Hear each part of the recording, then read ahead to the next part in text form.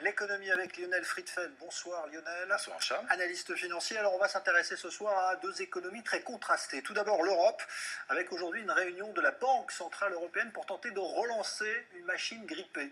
Alors effectivement, c'est une journée importante pour l'économie américaine, puisque la BCE aujourd'hui dévoilait les prévisions de croissance pour 2016, et ça sera simplement 1% de croissance et 0,7% pour l'inflation, donc c'est véritablement pas très optimiste, et surtout le marché attendait à ce que la BCE et son président Mario Draghi annoncent un plan de quantitative easing, assouplissement quantitatif, c'est-à-dire faire marcher la planche à billets, l'injection de liquidités sur le marché comme aux États-Unis, ce qui a très bien marché aux États-Unis avec Bear Bernanke qui était le président de la Fed, Janet Yellen le fait actuellement, plus de 80 milliards de dollars chaque mois dans l'économie américaine, mais l'Europe ne veut pas faire cette politique de plancher.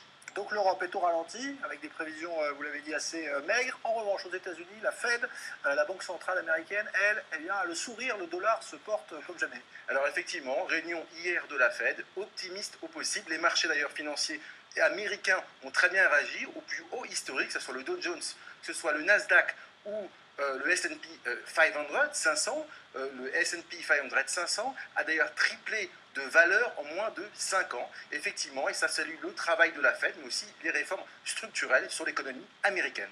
Merci beaucoup Lionel Friedfeld. C'est une cérémonie étonnante qui s'est déroulée aujourd'hui dans un petit village d'Israël, l'enterrement d'un officier britannique